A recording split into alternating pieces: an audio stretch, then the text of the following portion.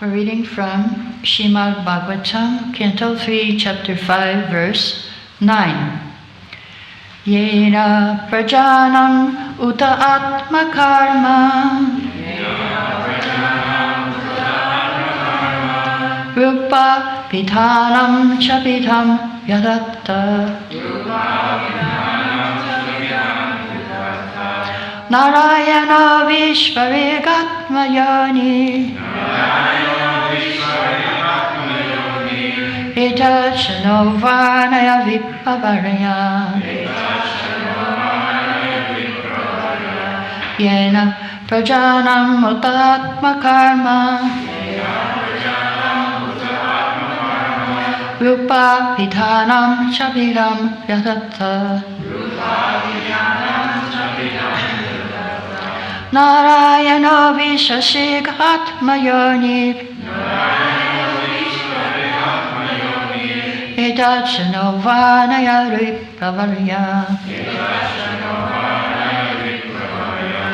Yena, by which, prajanam, of those who are born, uta, as also, atma karma, destined engagement, rupa, form and feature, abhitanam, endeavors, cha, also, vitam, differentiation, vyadata, dispersed, Narayana, Supreme Personality of Godhead, Vishvashik, the Creator of the universe, Atmayoni, self-sufficient, Etat, all these, Cha, also, Naha, unto us, Varnaya,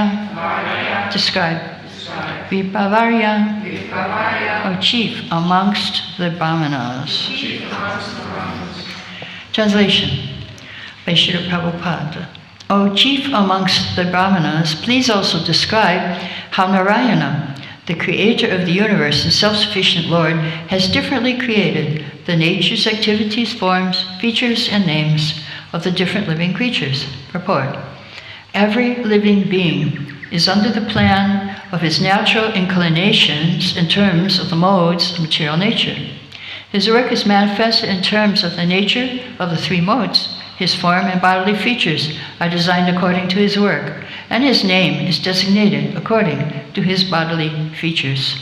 For example, the higher classes of men are white, Shukla, and lower classes of men are black. This division of white and black is in terms of one's white and black duties of life.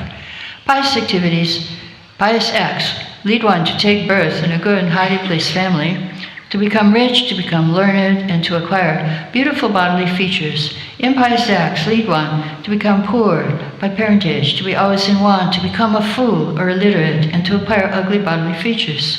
Vidura requested my chair to explain these differences between all living creatures made by Narayana, Supreme Personality of Godhead. Mukam karati vachalam palam langhaite kerim yakipantam hamande sri guru dinotaminam om gyana timbrandasya gyananjana shalakaya chakshuminitam yena tasmai shri gurave namaha. Vidura is asking about creation. So, we're going to go back all the way to the beginning of the creation. The Lord is glancing at Maya. In his glance, there are three things: time, the jiva, that means all living beings, and karma, our work, which is described here. The Lord is breathing out. When the Lord breathes out, the whole world is created. When he breathes in, the whole world is destroyed. So what is the first thing that comes out of his breath? The personified Vedas. That's the first thing that come out. And they start glorifying him. They offer prayers. Jaya Jaya Jaya Chamajita Dosha Kipita Gunam Tamasya Ratmana Samavarudha Samastapaga Akajagarokasham Akila Shakyavabodhakate Kachirajayatmana Chacharathanuchare Nikama. So the first prayer is, victory to you, unconquerable one. By your very nature, you're perfectly full in all opulences, so please defeat the eternal power of illusion. So the first thing they say is, you're all powerful, you can stop this illusion, please defeat it. Of course, that's what's coming out now, is all the illusion. So this illusion assumes control over the modes of nature to create difficulties for conditioned souls. So if you're having problems, you can blame it on the modes of nature. Yes, but that's your nature here. It says in the purport, your nature, it's the modes, so what to do? Oh, you who awaken all the energies of the moving and non-moving embodied beings, sometimes the Vedas can recognize you as you sport with your material and spiritual potencies. So the Vedas are waking up the Lord. They're trying. And expressing the purpose of creation. Why is everything here? Why is everything created? Compassion. The Lord wants to wake up all of us to enjoy with Him. And so it's described at the beginning. This is actually in this canto. We're in verse 9 and verse 24. It describes how the Lord was alone. Of course, His spiritual energies were there. Spiritual world was there. But the material world was sleeping. So he glanced at her and she woke up.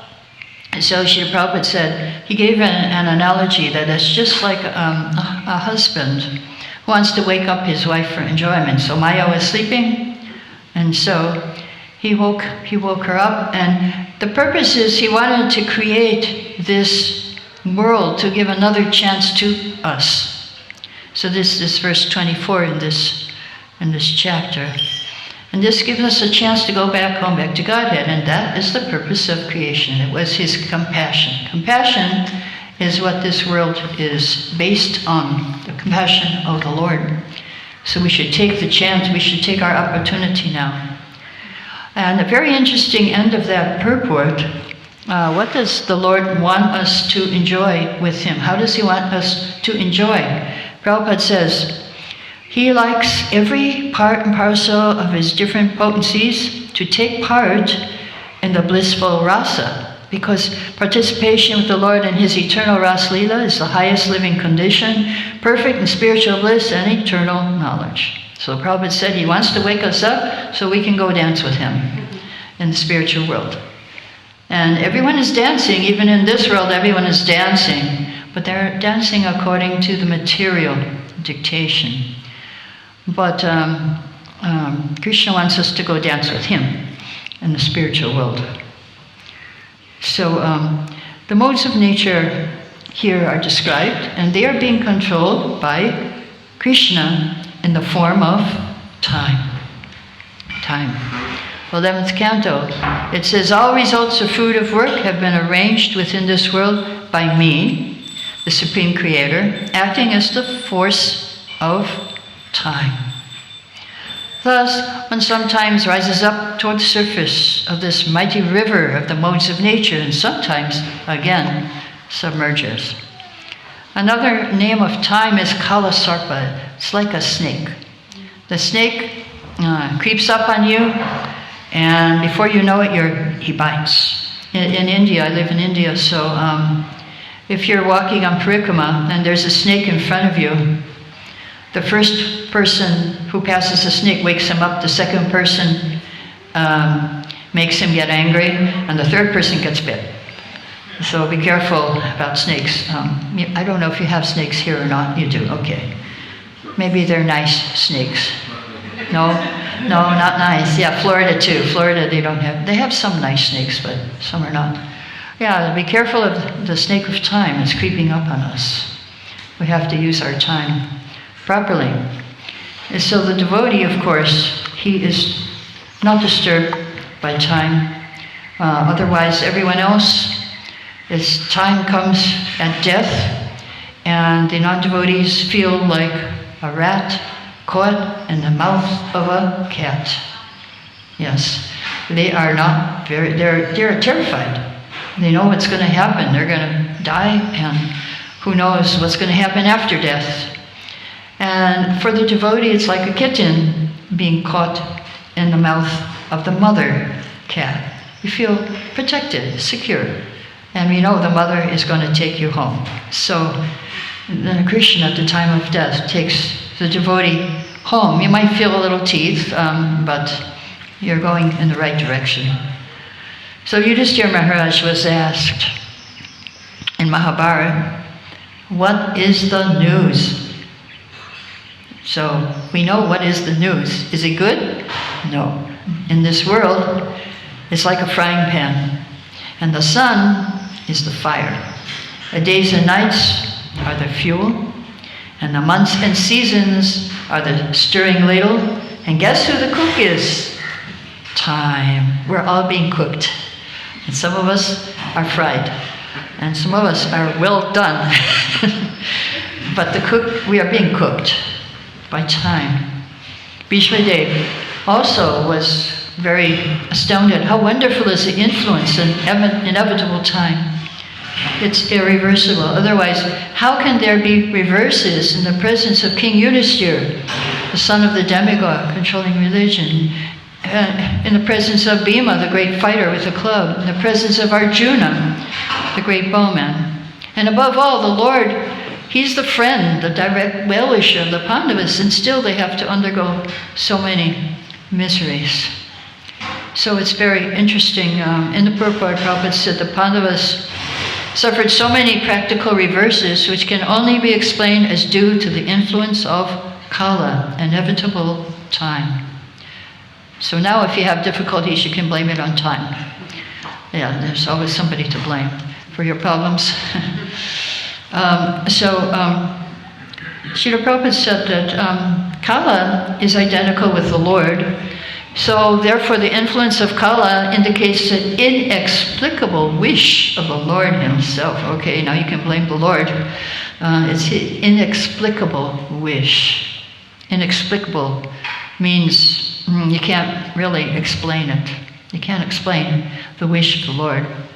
So sometimes we have the question, why do great devotees suffer? Prabhupada gave an analogy again that the Lord teaches the world by teaching the devotees. In the Indian family, the mother-in-law lives with the son and daughter-in-law. And so when the mother-in-law wants to teach something to the daughter-in-law, she teaches the daughter, and then the daughter-in-law watches. So when Krishna wants to teach the world, he teaches the devotee. So like Bhagavad Gita, he taught Arjuna, so the whole world could learn, and Parikshit, he taught Srimad Bhagavatam through Shukadev. So then here's for us, what should be our attitude when difficulties come? A devotee's duty, therefore, is to ungrudgingly accept tribulations from the Lord as a benediction. We should not grudge the Lord when he gives us problems. So why do people fear time?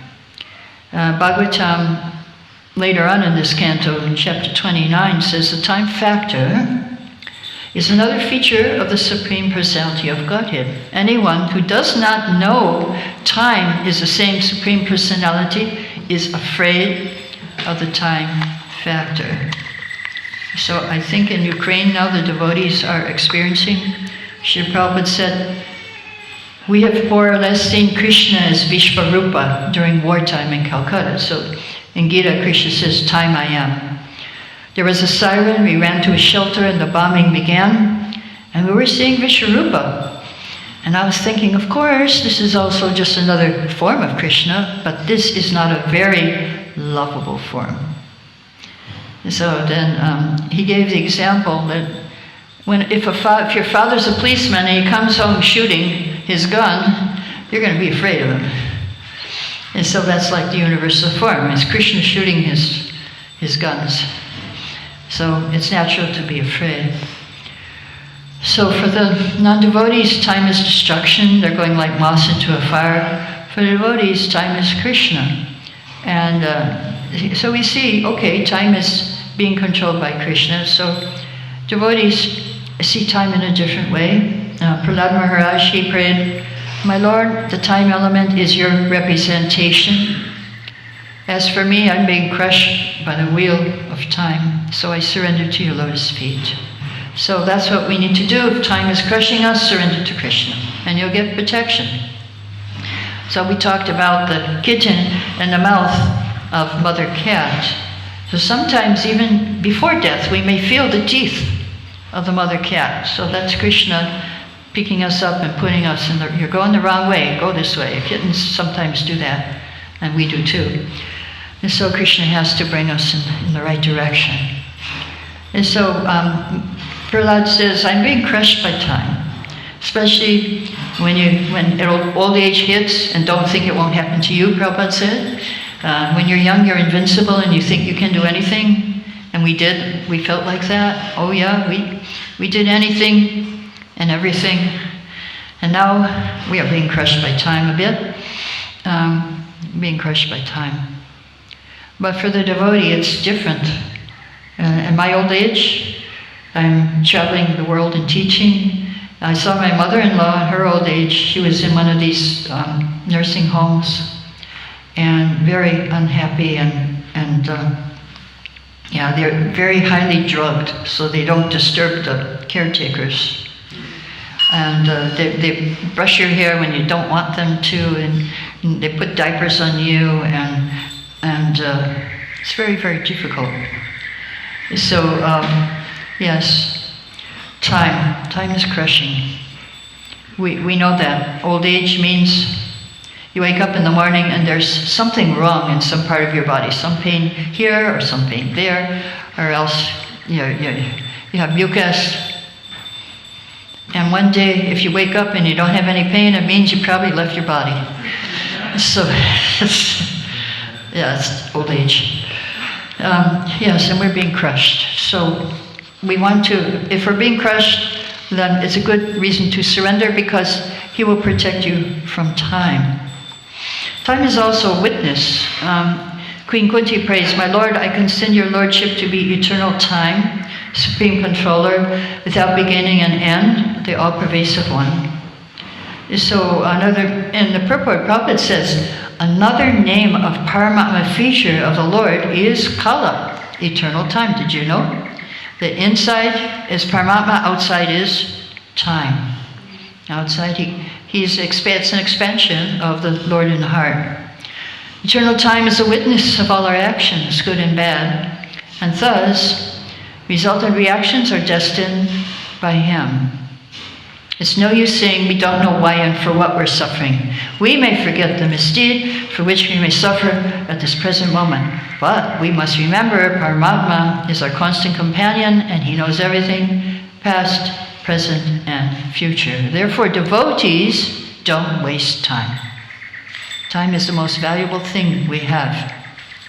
I think it was Alexander the Great. He on his deathbed, he said, "Don't waste your time. It's the most valuable thing. You can't get it back." Chanaka Pandit said the same thing. Bhagavatam, Narada Muni says, intelligent persons who are actually intelligent and philosophically inclined should endeavor only for that purpose, which is not only that thing which is not obtainable, wandering from the topmost planet, now Brahmaloka, down to the lowest, Patala. As far as happiness from sense enjoyment is concerned, can be obtained automatically in course of time, just like we get miseries in course of time. Happiness will come, distress will come, like winter and summer seasons, Krishna says in Bhagavad Gita. So again, in Bhagavatam, the first canto, 16th chapter, there's a verse which says, "As long as Yamaraj is present here, no one shall meet with death." I think I mentioned that before. The great sages have invited Yamaraj, the representative of the Lord, to Bhagavatam. He likes to hear katha. Yamaraj likes to hear katha. So you are protected from death in this class. Don't worry. So the verse says, Ahonri loke pieta hari lilamritam vajha. Oh, human beings, please hear Srimad Bhagavatam. And Prabhupada warns us, don't leave and again capture death. When Prabhupada was lecturing in India, in Gorakhpur, he was lecturing on the verse where Yamaraj says to his messengers, don't go to anyone who is chanting Hare Krishna. Go to those who don't want to chant Hare Krishna.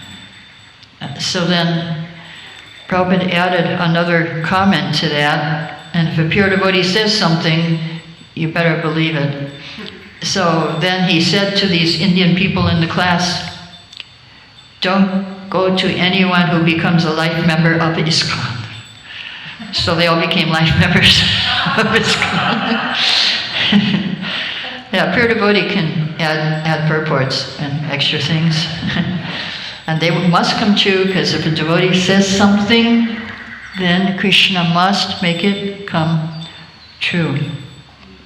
Just like, I'll tell that story tonight. So there's verse again from Bhagavatam that with ever rising setting of the sun decreases the duration of life of everyone, except one who uses the time discussing topics of the all-good personality of God. Time is taking your life away. Except if you're hearing about Krishna, if you're chanting Hare Krishna, you're protected from time, you're protected from death. And as Bhaktivinoda Thakur says, you spend your nights uselessly sleeping and the daytime decorating your bodies. You've received this greatest gift of the human form, but you do not care for it. Not caring for the darling of Yashoda, you slowly fall through your last moments till death. With every rising and setting of the sun, a day passes, is lost. Why do you remain idle, not serve the Lord of the heart? And so we're hearing about the modes of nature, and people are in different modes. And one very interesting thing, if we hear from 7th canto, is that time favors the mode of goodness. It enhances the mode of goodness. Why? Because the Lord, the verse is 7th canto, 1st chapter, verse 12, the Lord favors the demigods who are in the mode of goodness, and the devotees. So demigods, devotees, they are favored by the Lord because they're in the mode of goodness, and that's the purpose of creation. Get people to the mode of goodness and out to the spiritual world. So the wives of Kali were praying, yes, please deliver a husband now. He's surrendered, he's peaceful. And so in the purport, Prabhupada says, all material bodies throughout the three worlds, those peaceful in the mode of goodness, those agitated in the mode of passion, and those foolish in the mode of ignorance are your creations. But those in the mode of goodness are especially dear to you. Krishna says in Gita, one who is my devotee is very dear to me. So there is a time for creation. There is a time for maintenance. And there is a time for destruction. So at the beginning of creation, this is again from Bhagavatam, 2nd canto. Who's there in the beginning? Lord Brahma, the Prajapatis, the great sages who all generate population. During maintenance, there's Vishnu, the demigods, and the kings of the different planets. At the end, there's irreligion, anger, Lord Shiva, and the atheists. They are destructive. So all of them are different manifestations of the energy of the Lord. Material world is created by his energy, manifested first in the beginning by the penance of Brahma. And then there's the 9 Prajapatis, great sages. So in maintenance, there's devotional service. So we're kind of in the maintenance part, but there's a bit of destruction because we're in the age of Kali. So we're being influenced a little bit here by destruction. So Krishna comes to this world, and one of his forms is time. Time. So if you go to the spiritual world, you will not experience time like we do Here we have past, present, and future. And so it's very interesting in India. Time is also kind of different. They have the same word, kala, kal for past and future. It's the same word. So if you don't know the verb, you get confused. If the verb is in past, then it's kala means past. If the verb is in future, then the kala means, oh, I will go. And if it's in past, I went. And so, yes, kala, very, very different. So in the spiritual world, is also very different. Krishna, if you read Krishna book, he was visiting 16,108 palaces within a few minutes. Because he could fly at the speed of soul, which is faster than the speed of mind. The speed of mind is fast. If you think of America, or if you've been to America and you just think of it, you're there. You're like, okay, instantly there. The speed of the soul is even faster, much faster. So Narada was traveling at the speed of the soul, and he was going to Krishna married 16,108 wives, so he's going to each of those palaces. In one palace, the first palace, Krishna was being fanned by his wife, and he got out of bed, and the wife started fanning Narada Muni. And then the next palace, there was another thing going on. He was having breakfast, meditating, doing his meditation on himself, because he's God. And another palace, he was having his lunch. Another palace, he was going off to the assembly hall. Another palace, he was doing horseback riding. Another palace, he was having fun with his wives, his queens, in the pool. Another palace, he was bedtime. So there were 16,108 time zones. And we have enough trouble at 24. When you go to the spiritual world, you're going to have a lot of, time is completely different. So Srila Prabhupada was also an example of how a devotee is beyond time. Srila Kirti says, I was only 20 years old when I was a Syrian. I had a difficult time keeping up with him. When he traveled around the world, he was 75. And sometimes on his morning walks, his disciples will look at each other and think, when is he going to go back? Because we couldn't keep up with him. I went on a morning walk with Srila Prabhupada in Juhu Bombay, and I was 20-something, he was 70, and I was trying to figure out, how does he walk so fast? I never could figure it out, but he was way ahead of us, somehow or other. So Srila Kirti tells a story about one short flight from New York, and many devotees were sitting in the same row as Srila Prabhupada. And he said, and Srila Kirti said, I was seated next to him. As the flight progressed, some of the devotees began to fall asleep and do the devotee dive bomb in their seats. So Prabhupada was not amused. He said, just see, everyone is wide awake except the devotees. Why are they in Maya? Sleeping, everyone else is awake. Why are devotees sleeping? So Srila Kirti said, usually when Prabhupada addressed me in this way, I became silent. I was afraid of saying the wrong thing and possibly disturb him further. He said, during my service with Prabhupada, I learned that there's not a point you could make that Prabhupada couldn't defeat. So this was such a time. And one thing was sure, I did not sleep on that flight. So one of our devotees, sannyasi, he was having darshan of Srila Prabhupada's childhood deities, Radha Govinda. He saw the pujari putting on clothes, nice clothes. Then he put a watch on Krishna, like Krishna needs to know the time. Krishna's in control of time, but the pujari thinks, oh yes, we take care of him, we think he needs to know the time like we do. I'm sure he knows it already, but so Prabhupada was liberated But to show us how to live in the most effective way, he organized 24 hours of his day and night. There was a best time when the air was cool and neighborhood was quiet to go on a morning walk. There was the best time to greet the deities according to their time. And there was the best time to gather, a suitable time to eat for health. Like he had to have his meals on time. And if it was like 10 minutes late, he would chastise his servant, now my stomach is used and it's starting to get upset. You need to be on time. And so there was the best time to regulate, to get up early. He preached to his guests at a convenient time. And so he knew how to use his time. And so we should also, it's actually a symptom of bhava not to waste time, avyartha kalatvam, don't waste time. And also another story about time and the deities was New York. When Prabhupada was here, there was this huge book distribution marathon all the time, basically.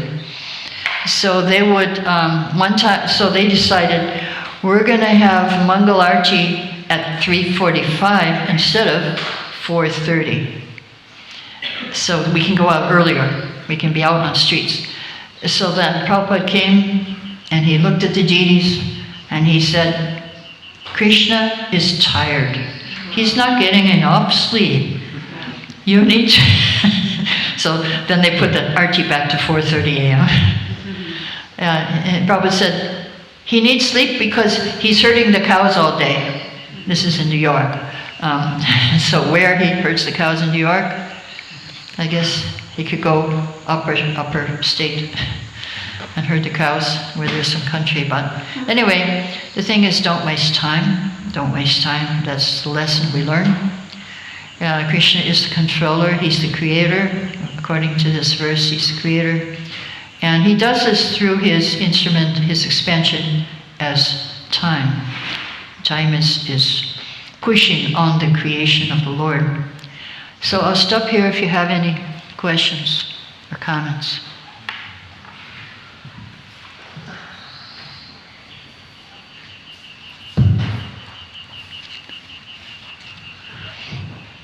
No questions today. Oh, there's one.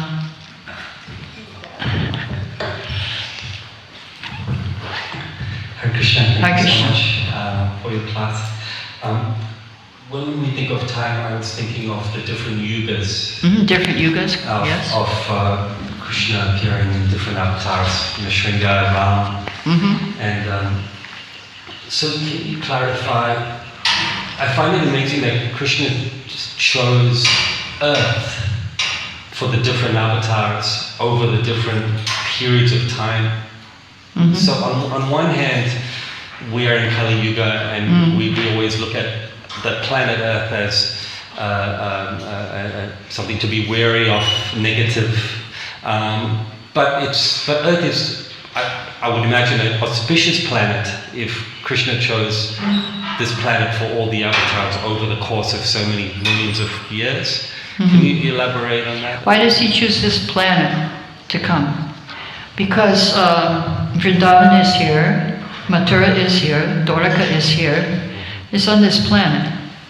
Earth is very, very special because it contains his abode, Vrindavan, and that's why he comes here. It's like his guest house, away from home.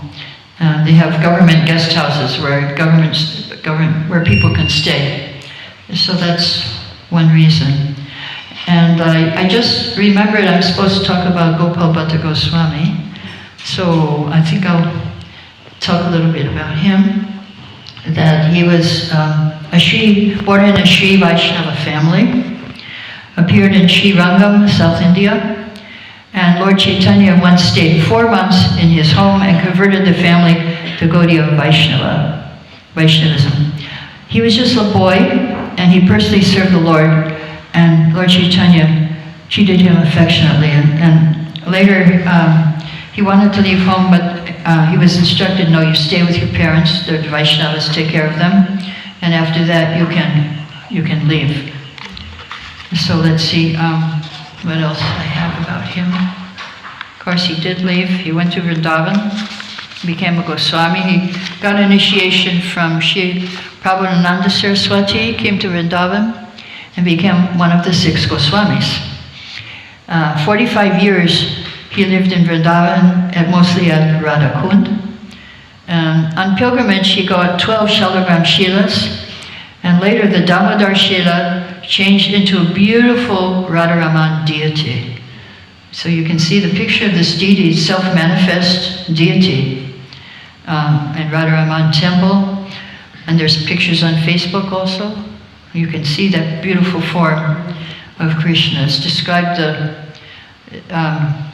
his face is like Gopinath, his chest is like Govinda, and his legs from his waist is like Madan Mohan. And these are the 3 deities of Vrindavan that represent Sambandha, Videha, and Prayojan. So Lord Chaitanya ordered Gopal Bhatta to write a book to check the spread of pseudo-loving rasas and negligence to Vaidhi Bhakti. So with Sri Sanatana Goswami, he compiled Hari Bhakti Vilas, which describes the ritual and devotional practices of our Gaudiya Sampradaya. And also the outline he wrote for Jiva Goswami Satsandarbhas. He eternally serves Radharani, Srimati Radharani, as one of her Ashtamanjaris, Guna Manjari. His samadhi is within Radharaman's temple, behind the appearance place of his deity. He initiated Gopinath Pujari Goswami, a lifelong brahmachari who served Radharaman for his whole life. He also initiated Srinivasacharya and many other Vaishnavas. So now we still have some time for questions, if you have a question. Yes, Julan.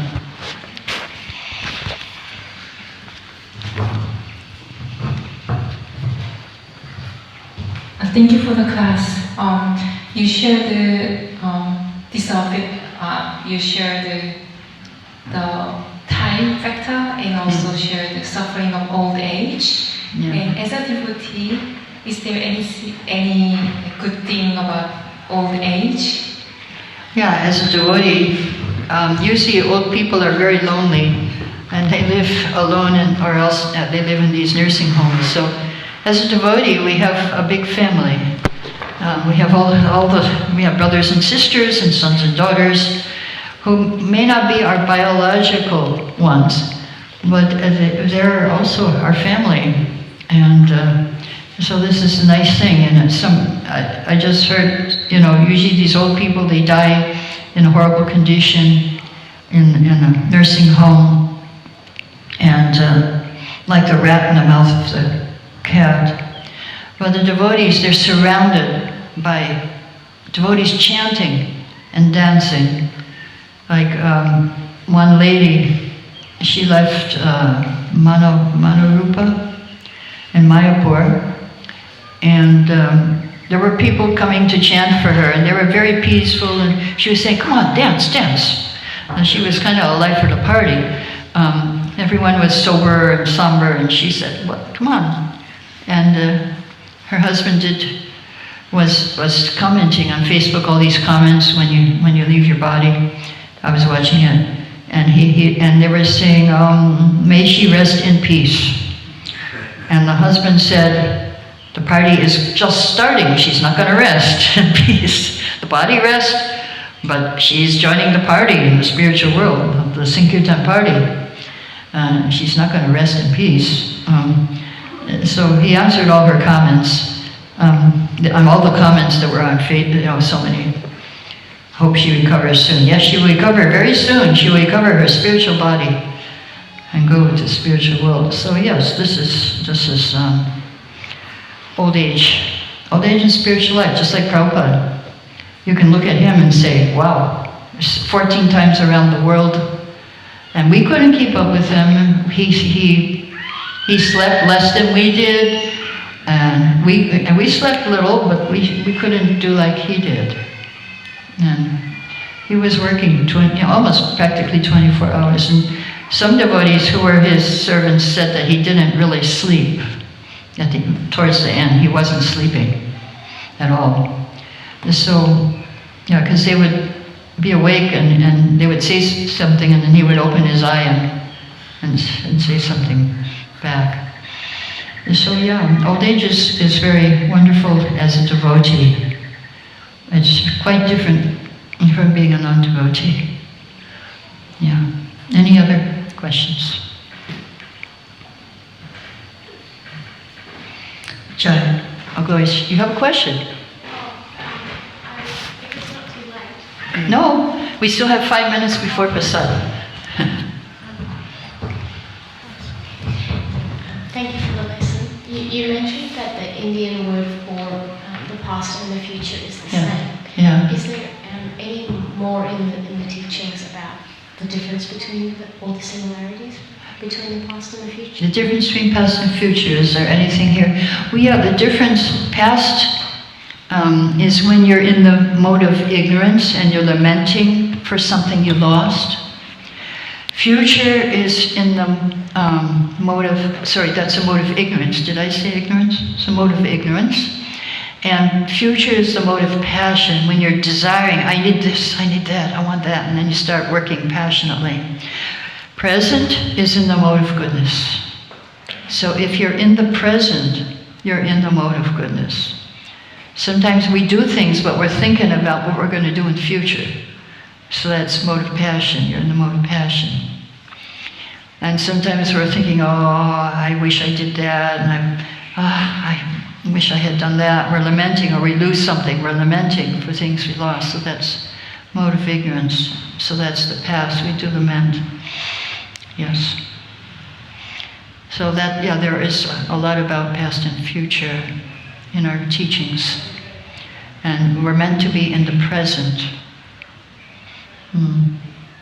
What is that? Anybody remember Bhaktivinoda Thakur? He said, forget the past that sleeps, and never the future dream at all, but act in times that are with thee, and progress ye shall call. That was one of our acharyas said that. Forget the past, it's sleeping. It's just, don't wake up the past. And the future is a dream. It hasn't happened. So don't dream about the past, don't dream about the future, but act in the present. And then you can do something with your life. Okay, any other questions?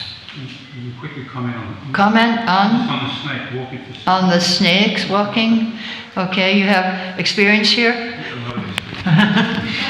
Okay. I don't know. Okay, experience with snakes in New Govardhana. And just to mention that at Govardhana, the third person gets bitten. Yeah. So the local Aborigines in this area, they would walk in, if they're walking, if there was more than 3 people, you'd always walk 2 and you leave a long gap, and the next person would walk. For that very same reason you mentioned. We do the same. If I go for a long walk with some devotees, you leave a gap. If you're in a group? Yeah, because the first, like you said, you're walking around here, the first person will wake up the snake. Second person, the snake will rear up. Yeah. And the third person will get bitten. So if you're walking with devotees, you 2 can walk, leave a long gap, and then the next people can walk. 2 can walk, leave a long gap, and then the next people. That's what the local Aborigines. Oh, just see. That's how you do it. It's the same here as in India. Exactly the same. But you mentioned India, they get bitten. That's how you avoid it. Anyway, it's just a bit of snake fact. Oh, thank you. So the long gap when the snake falls asleep? No, when you're at the gap, then it goes back down again. No. Yeah, if you go back. I was once in a boat on the Jamuna River in India, and there was a snake on the water like this, dancing to our kirtan. We had a kirtan going on the boat. Snake was dancing to the kirtan. That's Vrindavan. Yeah, okay. We have some of the most deadly snakes in the world in this farm. Wow. Nobody died yet from a snake bite? Okay. Only one person got bitten, but that person didn't want to attend Govardhana Puja. He didn't want to attend Govardhana? Oh, if you don't go to Govardhana Puja, the snakes will bite you. So he got some medicine? Yeah, they have all the antidotes. Anti-thing. Oh, you have it here. Like hospital has them. Oh, okay, good. Yes, be careful of snakes in this farm. All right. Jai Shri Prabhupada. Glory to Shri Hare Krishna.